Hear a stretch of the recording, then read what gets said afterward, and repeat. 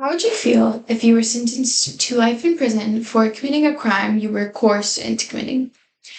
According to Candace Krishnan and Rosemary Gardner, authors for a book that was published in 2015 by Cambridge University Press, this is how long Leslie Van Houten was sentenced after taking part in the murder of a wealthy grocer and his wife in 1969. Leslie was a loyal follower of the Manson family cult, and she had been brainwashed by the infamous leader Charles Manson. I have an image of Charles Manson. There has been extensive media coverage on him throughout history. He's a very famous former cult leader that you may have seen before. But people who join cults are not inherently immoral, but with a considerable amount of manipulation, they may find themselves completing tasks they never would have considered before. I have conducted extensive research on psychological studies conducted on former cult members, and so today I will be talking about what it means to be a part of a cult, the manipulation tactics practiced by cult leaders to recruit new members, and then the lasting psychological impact of these manipulation tactics. But first, let's start with what it means to be a part of a cult. The dictionary definition of the term cult is defined as a system of religious veneration and devotion directed toward a particular figure or object. While cults fall under the same general definition, there are different uses for the word. In fact, graduate of Charles Sturt University, Philip Dislip writes a passage in Implicit Religion, Journal for the Critical Study of Religion, published in 2021, about the different forms the word cult can take on. He explains how there are positive uses of the word that will indicate loyal fans of sports teams or musicians, different things like that. There are also negative uses of the word that indicate unhealthy followings to religious or political movements. Typically, though, people will associate the term cult with sinister values. However, there are still many people who join cults, and there are actually thousands of active cults around the world today. And so you may be wondering, why would so many people still be joining cults if it's typically associated with sinister values?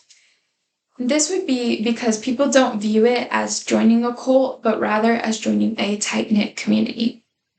In a 2017 psychological study conducted on 31 former cult members, scientist Morgan Rousselet finds that events that facilitated commitment were often a need for personal development, life dissatisfaction, or being on a spiritual quest.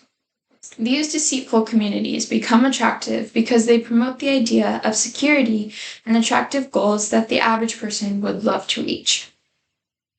While different cults may practice and teach different schemes, they all create the same general idea that it is us against them.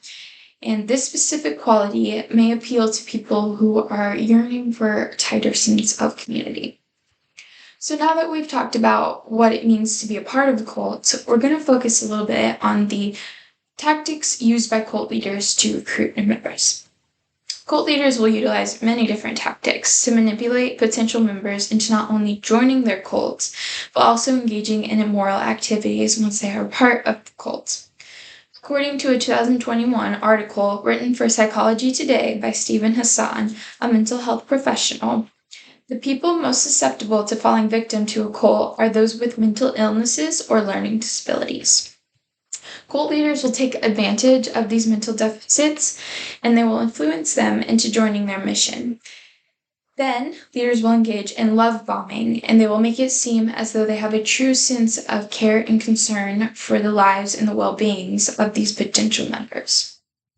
Jennifer Henderson, a doctor of philosophy and psychology, conducted extensive research that was published by Walden Assertions in Doctoral Studies in 2023. In her research, she found that beginning tactics of psychological manipulation is the increased use of flattery and charm. That is the initial move to lower an individual's guard. Once an individual's guard is down, leaders will then separate them from their normal lives, and individuals will choose to put all of their trust into these cult leaders. This is the point where deception becomes much easier, and potential members of an appealing community will quickly turn into loyal followers of cults before they even realize it. Once a member is a loyal cult member will then engage in many more manipulation tactics and complete brainwashing of the individual.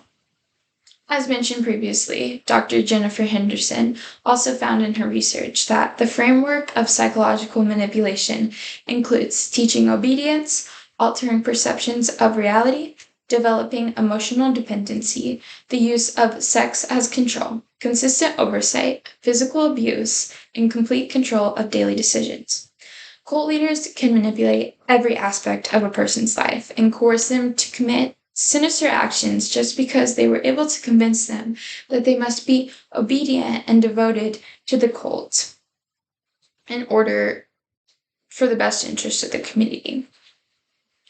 Because leaders can gain so much control, they often exercise their power and engage in a lot of mental abuse on others. Since they often develop massive egos through this process, they also have the tendency to brainwash themselves and become completely delusional.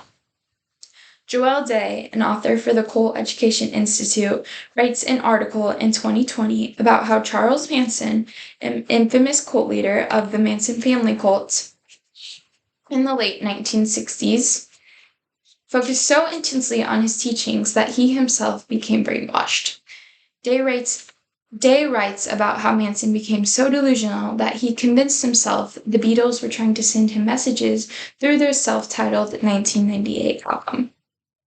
So now that we talked a little bit about the manipulation tactics practiced by cult leaders, we're going to focus on the psychological impact that it leaves.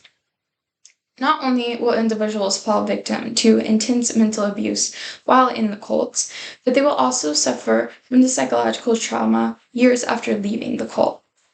According to a 2018 study conducted by Marie Goranson and Ralph Holmquist, psychotherapist at Linköping University, the amount of psychological stress that former cult members endure is linked to how much psychological abuse these individuals suffered from while in the group. While these individuals' commitment to the cult may not be lifelong, the mental stress they'll endure will be lifelong. Not only will former cult members themselves be influenced by the hardships that they face, but they have the capability to teach unethical behavior to following generations to come. Shelley Bradbury, author for the Denver Post, conducted an interview in 2022 with former cult members to learn about their personal experience with child abuse during their time in the cult. Shelley discovers that there are times where men who engage in child abuse are forgiven and they're allowed to stay within the cult. She also discovers that, unfortunately, children are not typically believed and they're often brushed off when they bring up a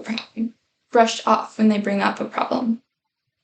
Because these men who led the cult never faced any major repercussions for their actions, it's instilling in others that the sinister behavior they engaged in is okay. This drastically increases the chances for abusive behavior to be passed down through generations and impact so many more people than just the followers of the cult directly. So now that I have spoken about what it means to be in a cult, the strategic ways cult leaders will gain control, and the toll that it takes on the mental well-being of not only members of the groups themselves, but many other people in society, I hope that you can better understand the importance of analyzing the psychology of a cult. Hopefully, you may be able to recognize the deceitful values within an organization before you find yourself in a cult and are coerced into behavior you never would have engaged in otherwise. Thank you.